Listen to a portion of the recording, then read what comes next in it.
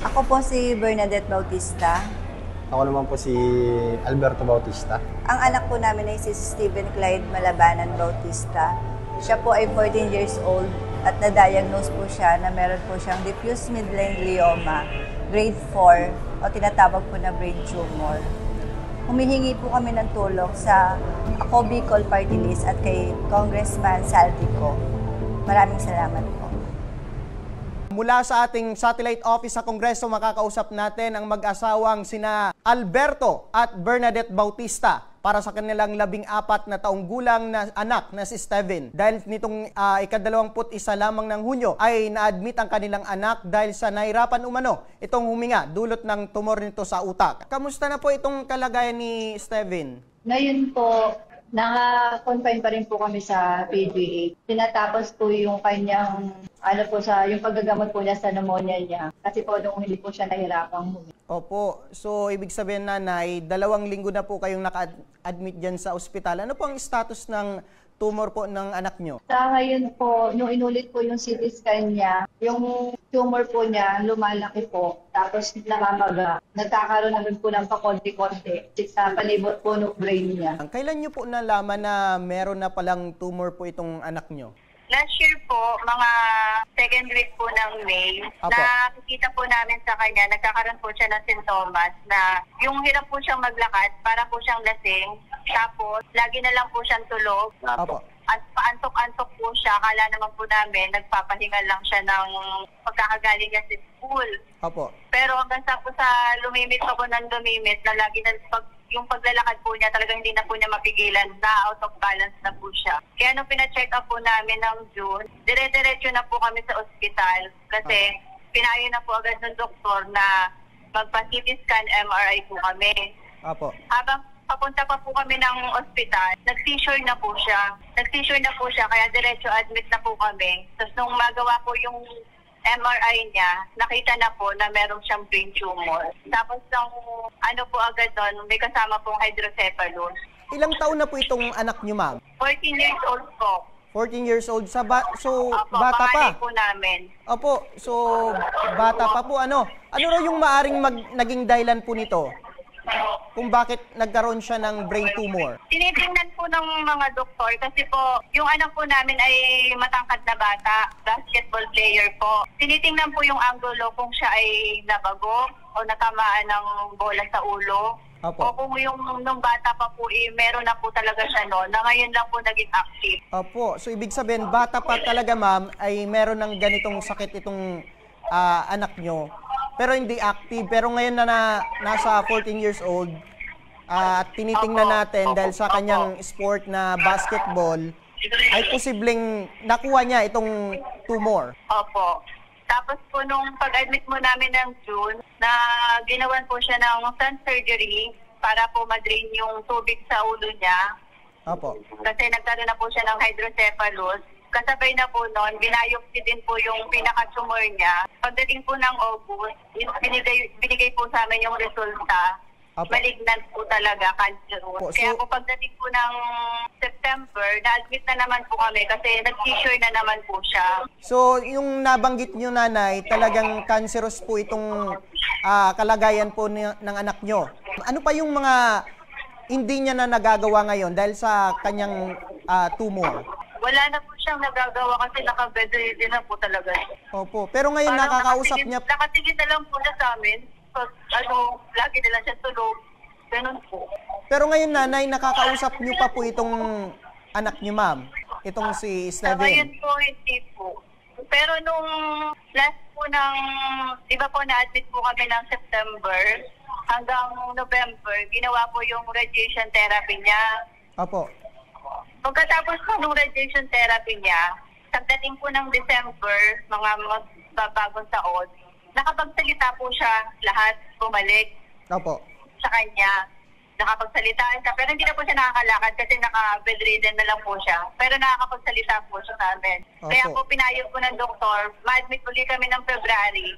Inulit po yung MRI niya. Nung ano po namin yung MRI, halos 40% po natunaw doon sa tumor niya. Ang problema po, pagdating naman po nitong June, na-admit ulit kami kasi po nahirapan po siyang huminga. ulit po nung CT scan niya, MRI, balik na naman po sa dati. Namagana naman po yung utak niya.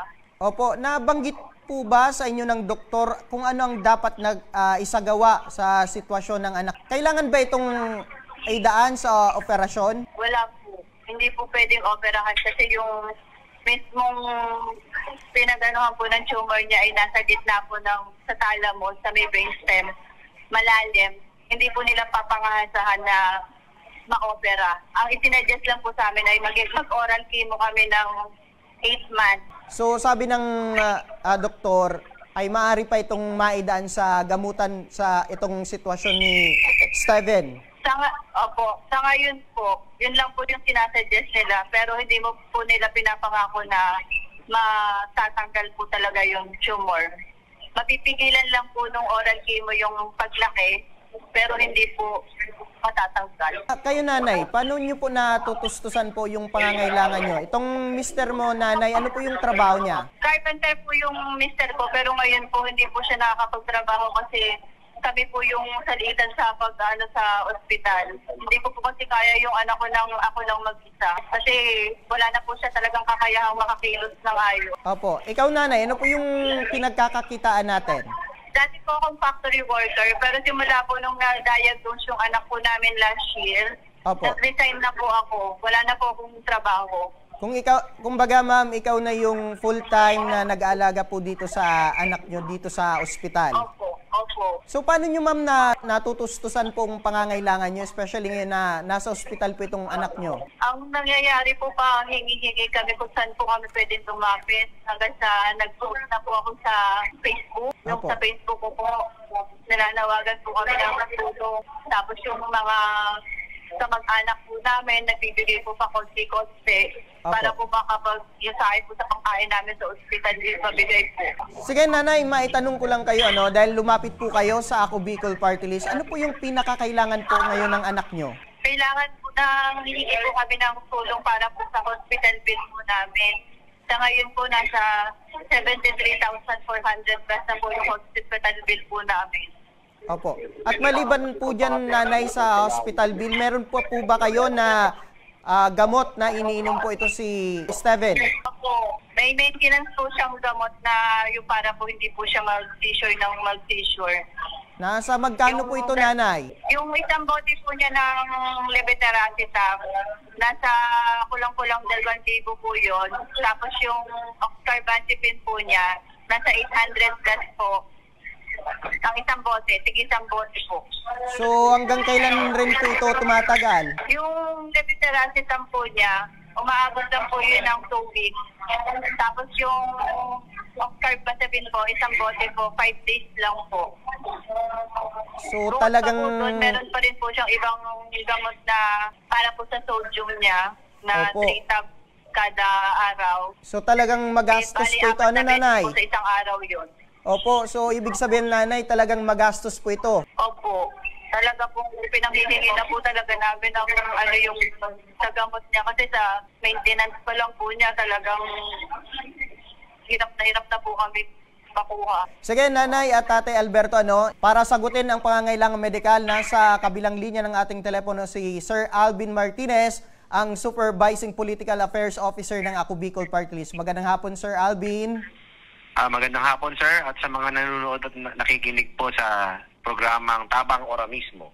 Opo, Sir Alvin, alalahanin po Yes, ngayon sir. ng mag-asawa ay ang hospital bills nila na almost 3 weeks na po sila sa ospital. Mula sa libreng serbisyo po ng Ako Bicol Party List, ano po ang maaring maibigay na tulong po sa kanila? Yes, sir, narinig po natin ang storya ni Steven, kanilang anak po ni tatay at ni nanay. Napakinggan ko po kanina yung kwento sa inyo ng sinapit ni Steven, at alam po natin na napaka-komplikado po ng kanyang kondisyon. Gayon pa man, sila po bumisita sa People's Day po kanina dito sa Northgate. People's Day po yan ng Ako Bicol Party List, at inassess po ng ating mga staff yung sitwasyon, yung mga papeles ni Steven na siyang pasyente po dito. Ipoproseso po natin, wag pong mag-alala si tatay at si nanay, at kilala naman po ang Ako Bicol Party List na na mismo kung tumulong, yung hospital bill po na kanilang hinihiling na tulong na hinihingi niyang tulong sa Ako Bicol Party List, huwag po silang mamblema at Opo. sasagutin na po yan lahat ng hospital bill niya. Ayun. Steven. Opo, Sir Alvin, paano po ito matatanggap na mag-asawa mula sa Ako Bicol Party List? Kanina po, yung si nanay po na nandito ata kanina, siya po yung nagbigay na ng mga papeles niya, no, para kay Steven. Wala na po silang iintindihin sapagkat after processing po ng tulong ng Ako Bicol Party List po ay hihintayin na lang